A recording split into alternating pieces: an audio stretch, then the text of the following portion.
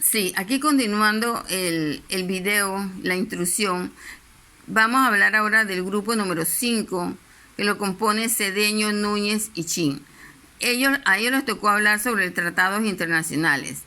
Designa acuerdo jurídico entre diferentes estados o entre un estado y un organismo internacional. Estos acuerdos establecen compromisos de parte y parte que en principio facilitan las relaciones bilaterales entre las naciones, o sea, a nivel económico, político, cultural, científico, regional y otros.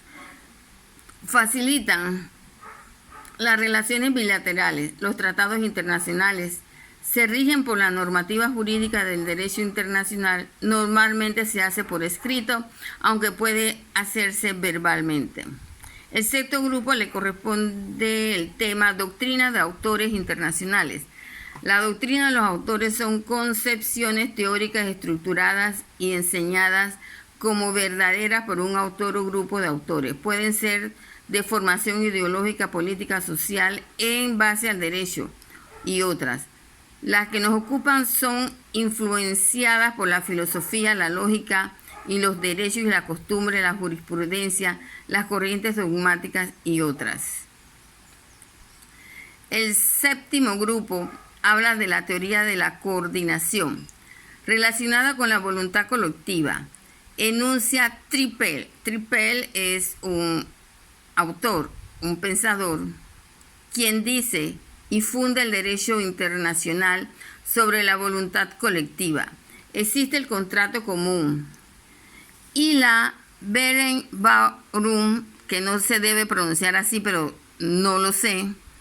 Esta palabra significa que hay un número de voluntades concurrentes hacia el mismo fin. La coordinación es la voluntad hacia una finalidad colectiva. El grupo 9 y último nos habla de la teoría monista, creada por el filósofo Hans Kelsen. Esta teoría afirma que el derecho internacional y el derecho interno son dos aspectos que forman un solo sistema jurídico. Por lo consiguiente, definiremos los aspectos de la supremacía del derecho interno, donde primero es vincular las autoridades de los estados y cumplir jerárquicamente primero el derecho internacional sobre el derecho nacional. Esta filosofía o esta teoría es antepuesta a la teoría del dualismo, pero hablan de lo mismo, lo único que difieren en el punto de las jerarquías y de las corrientes entre ellos.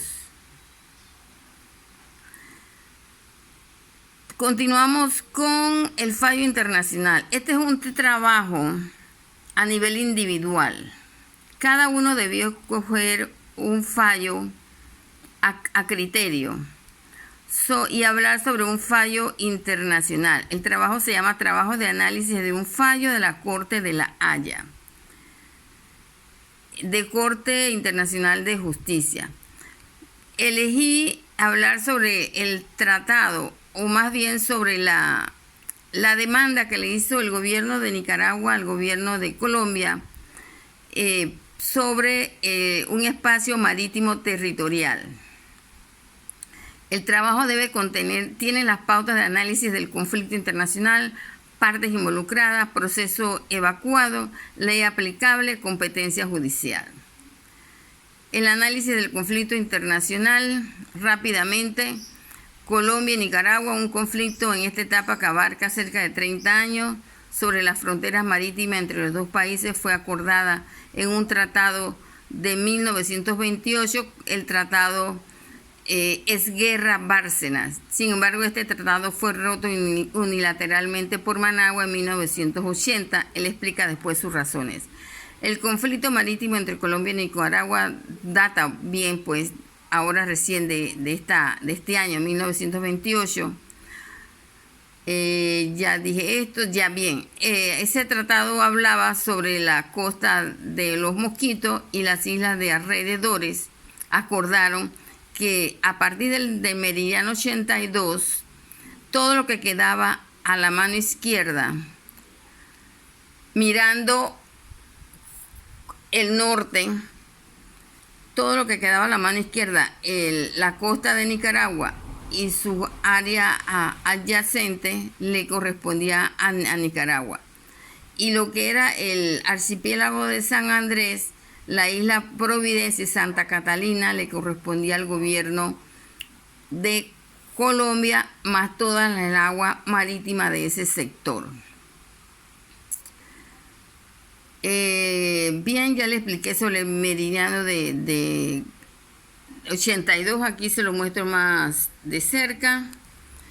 Continuamos. Esto lo empezó la Junta Sandinista en 1980,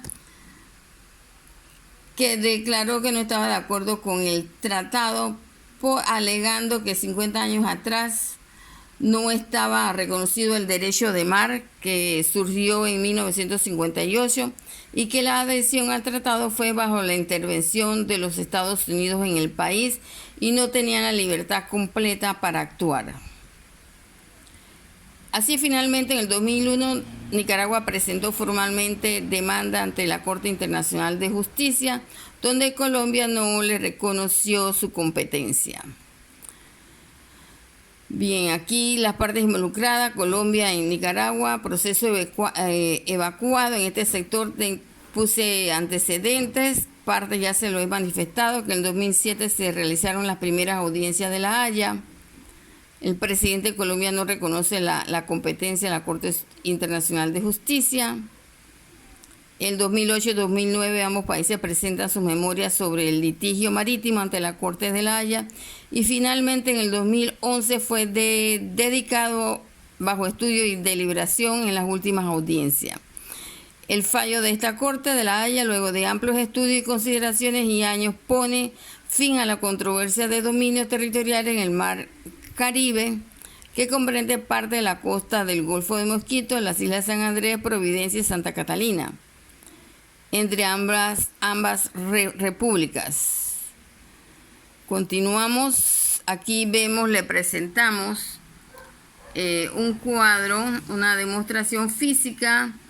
Cuando ellos hicieron sus pretensiones, Colombia marcó hasta donde está la línea verde su pretensión territorial, igual que Nicaragua marcó desde su litoral a donde está la línea roja su pretensión territorial marítima.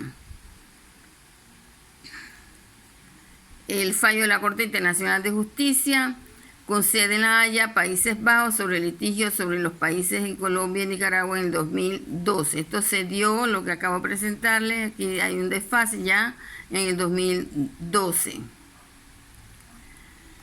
La sentencia se confirma la soberanía de Colombia sobre las islas de una serie de islas que hay ahí en esa área, y que no están las contempladas originales. Las originales, que son San Andrés y Santa Catalina, y la otra que no recuerdo el nombre en este preciso instante.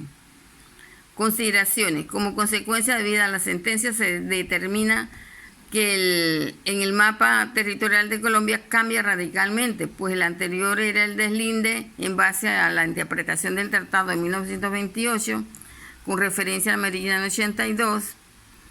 Bien, ahora es diferente, que ya se los voy a presentar en esta nueva vista como queda ya después del fallo, del deslinde.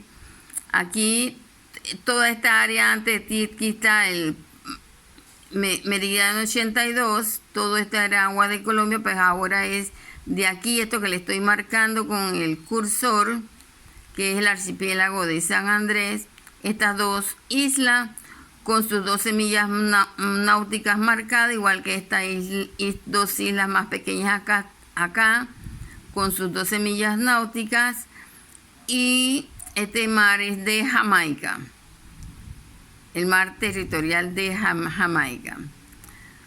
Continuamos. El fallo es obligatorio para las partes, las cuales están comprometidas a cumplirlo, quedando sometidas a la jurisdicción de la Corte. No obstante, Colombia puede usar el recurso de interpretación y revisión del mismo. Continuamos. Bueno, ya estas son consideraciones analíticas que aquí es muy largo explicarlo, ya lo expliqué en el video anterior. Aquí les voy a hablar sobre qué es un tratado. En síntesis, es un acuerdo entre dos partes que quedan obligadas a lo pactado. Se compone de 3 bloques logísticos, cada uno con sus protocolos. Se ponen de acuerdo en lo que se va a negociar, normal. Se ponen de acuerdo en bajo qué términos van a llegar a un acuerdo a lo largo de la conversación, las palabras, los verbos, las connotaciones, los significados, y se ponen de acuerdo en la serie de procesos que van a utilizar. Ahora nos vamos al cuarto punto, sobre la dirección que planteó la licenciada, que es sobre la ley aplicable.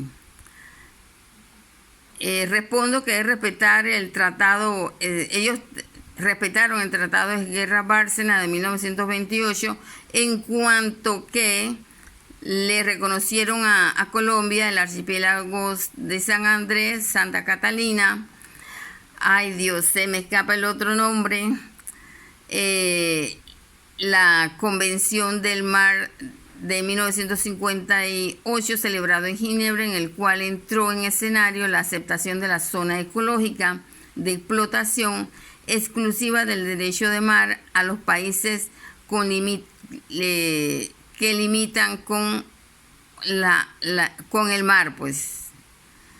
Y conforme al derecho internacional, el fallo es obligatorio para las partes.